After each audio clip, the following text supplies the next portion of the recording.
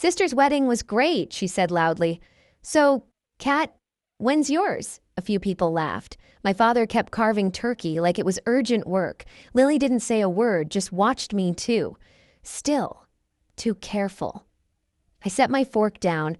I already had mine, I said. You got invitations. The room dropped into a silence so sharp it felt physical. Then my dad whispered, "We never got them."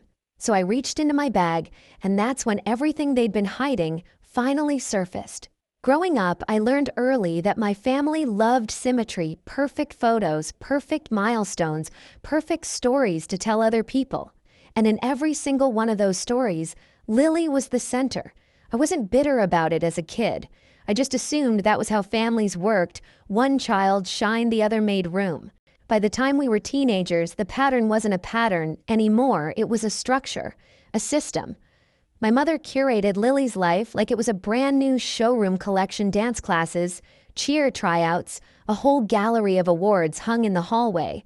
Whenever I had my own moments, science fair ribbons, a college acceptance letter, Mom would smile politely and ask if I could take the picture later because she needed good light for Lily's new headshots.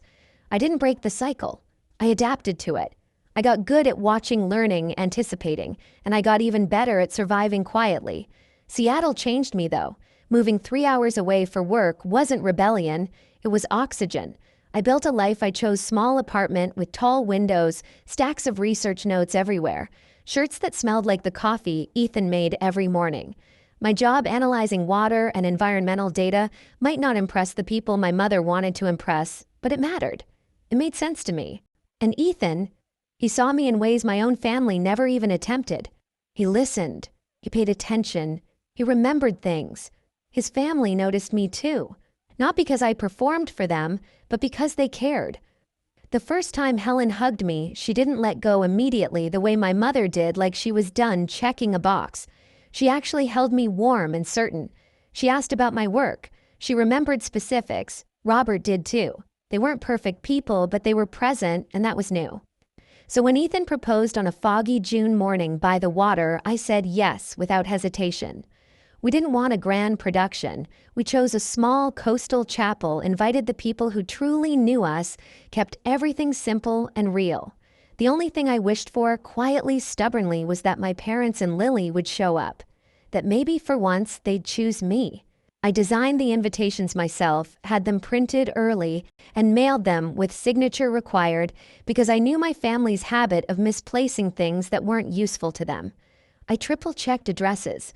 I refreshed tracking numbers like it was a ritual. When everything showed as delivered, I let myself breathe.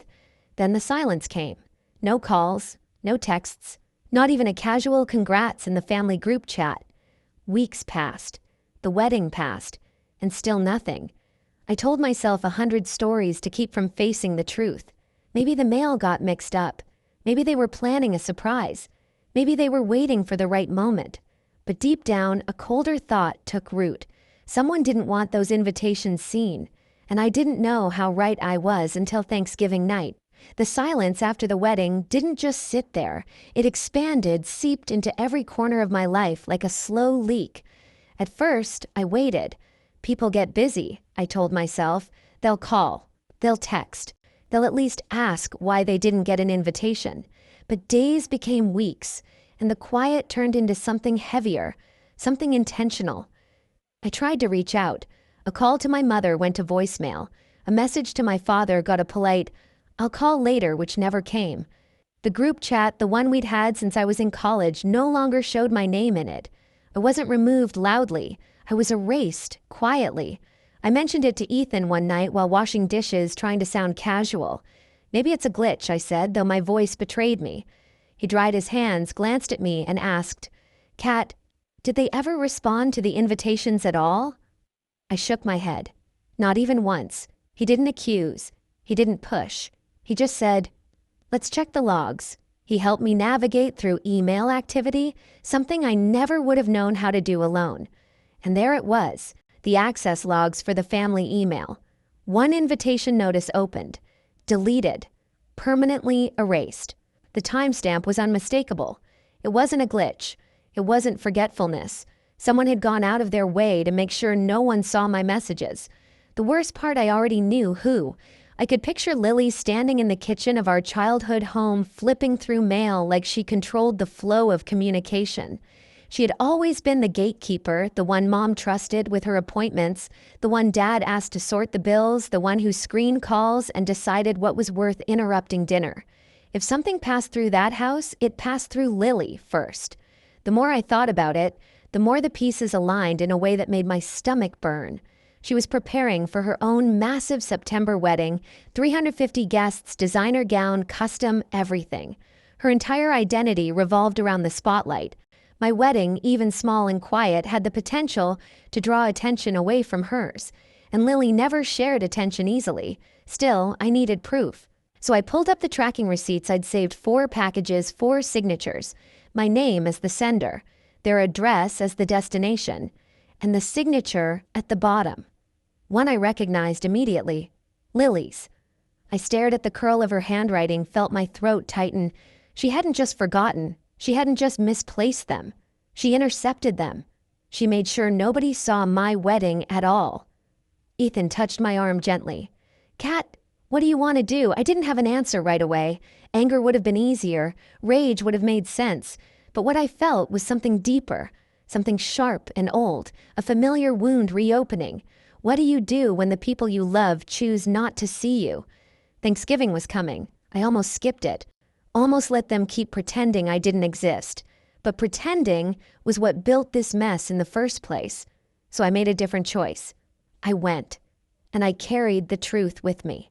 Thanksgiving always looked perfect, from the outside white tablecloth, polished silver, a candle in the center flickering, like it belonged in a magazine spread. But the moment I stepped through the door, I felt it, that old unspoken tension settling over my shoulders like a familiar coat I never asked to wear. Lily was already posing for photos near the fireplace, her husband adjusting her hair like they were shooting a holiday card. My mother fussed over the turkey, narrating every detail of Lily's September wedding to anyone within earshot. My father poured wine mechanically, eyes already tired. Not one person asked how I'd been. Not one mentioned the wedding they all missed. I took my seat at the table directly across from Lily. She didn't look at me. She didn't have to. Silence can be a performance, and she'd always been good at performing. Dinner began with the usual script praise for Lily's dress, her venue, her guest list, her connections. Every sentence was a reminder that they'd shown up for her over and over, without hesitation, while they couldn't bother to acknowledge a single detail of my own life-changing day. Then my mother tapped her glass. "Sister's wedding was great," she said brightly, glancing at Lily as if to confirm. "So, Kat, when's yours?" The table chuckled. Even the turkey knife in my father's hand paused like it didn't know which side to take. Lily kept her eyes on her plate. Too still, too careful. That told me everything. For years, I would have laughed it off, let the jab slip under my skin, pretended it didn't hurt. But not this time. Not after everything they'd buried. I set my fork down gently. I already had mine. I said, my voice steady. 6 months ago. The shift in the room was immediate, like all the air had been yanked out at once. I waited a beat, let the silence land, then added, "You got invitations." Forks froze. Eyes widened. My mother's smile collapsed. My father blinked like he wasn't sure he'd heard correctly. Across from me, Lily's face didn't move.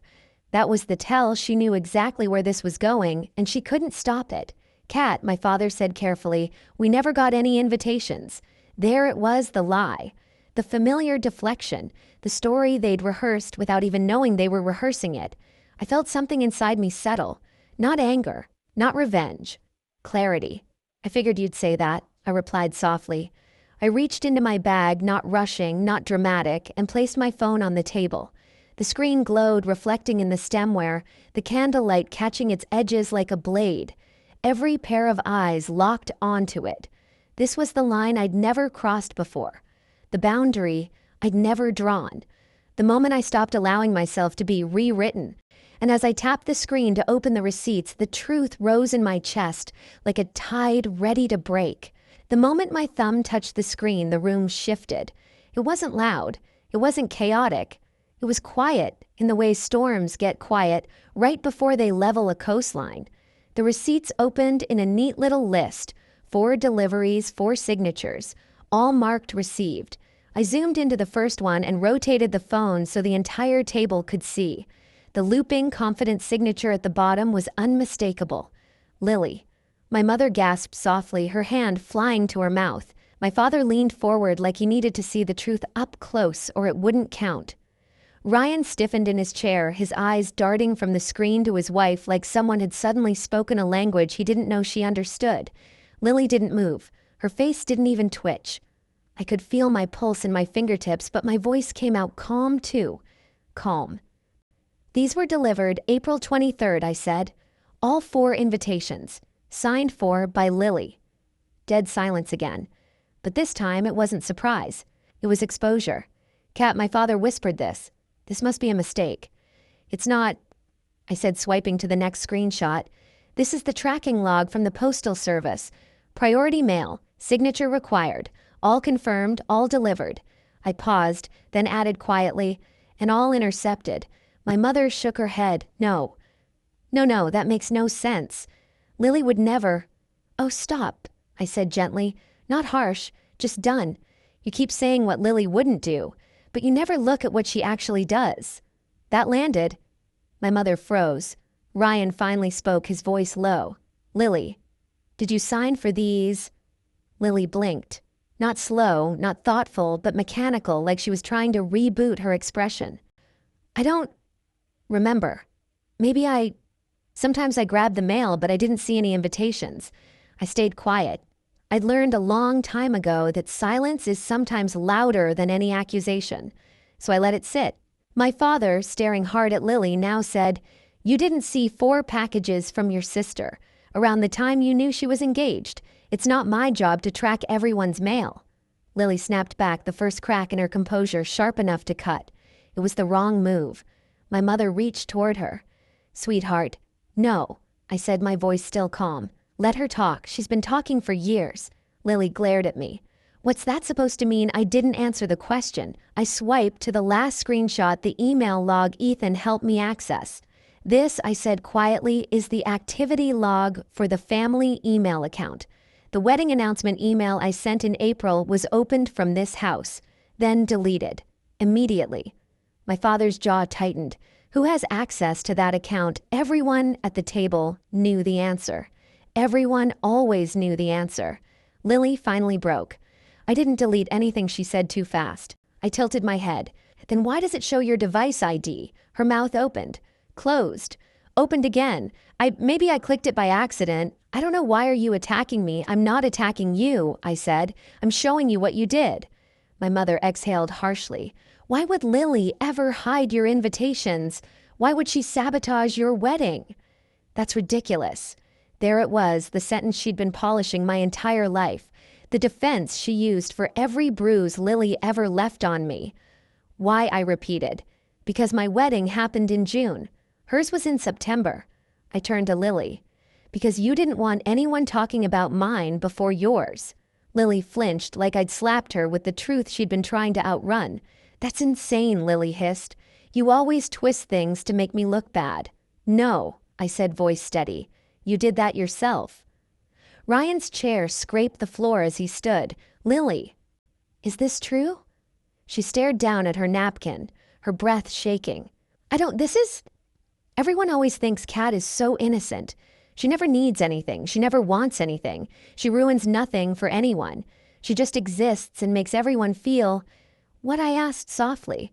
Makes everyone feel what she shot to her feet. Feel guilty. Feel small. Feel like she doesn't even have to try, huh? There it was, the real confession. Not about the invitations, but about every year before them. I leaned back slightly. So you hid my wedding because... What? Because it was quiet. Because it didn't compete with your 6-tier cake and rented string quartet. That's not... She gasped. But the truth was already hanging in the air like smoke. Kat, my father said desperately, we didn't know. If we'd known, we would have... You would have come, I finished for him, after years of missing every milestone, after forgetting every birthday, after making sure Lily's needs always came first. He closed his eyes. My mother's face twisted. You can't put all that on us. We did our best, no, I said. You did your best for Lily. For me, you did the bare minimum and called it fairness. Lily sat down abruptly, her shoulders collapsing. Even she couldn't defend that. The weight of decades pressed into my chest, not as grief anymore, but as clarity. I looked at each of them, the people I had begged silently for years to see me, and I finally told the truth. I didn't lose my family tonight, I said. I just stopped pretending I had one. My mother gasped. Kat, don't you dare talk like that. Why, I said. Because it threatens the story you built, the one where Lily is perfect. Dad is neutral. You are the peacemaker and I'm the problem. No one said you're the problem, Dad whispered. You didn't need to say it, I replied. You showed it, over and over. Ryan sank back into his chair as if watching the pieces of his marriage rearrange themselves into a shape he didn't recognize. Lily whispered, Kat, please. That single word please carried years of fear, guilt, and the sudden realization that her control was gone. I stood slowly, pushing my chair back with a soft scrape. I'm done begging for a place at this table, I said. I'm done asking you to show up for me. I'm done pretending Lily's choices don't hurt me. I'm done accepting your silence as anything but agreement. I took a breath. I'm done. My father stood too, reaching out. Kat, don't go. We can talk. We are talking, I said, for the first time, and for the last time under these terms. My mother's eyes brimmed. We can fix this. You can't fix what you refuse to acknowledge, I replied, and you refused for years. I picked up my coat, feeling lighter with every inch I pulled it over my shoulders. As I walked to the door, I heard Lily sob quietly. I heard my mother mutter my name like a plea. I heard my father say, we should have checked. We should have asked. But their remorse wasn't my responsibility anymore.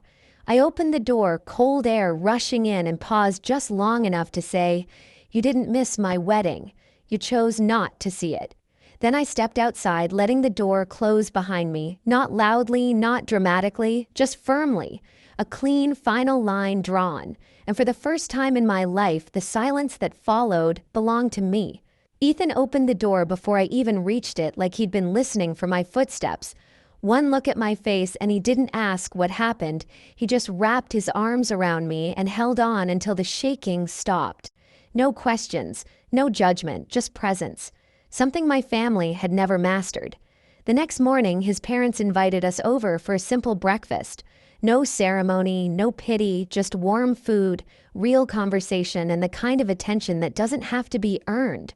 Helen squeezed my hand and said, "Your family here. Not because you married my son, because you matter." A week later, Lily sent a long email, therapy soft apologetic, admitting more than I expected. I read it. I didn't reply. My dad called every few days, small steps, careful steps. I let him try.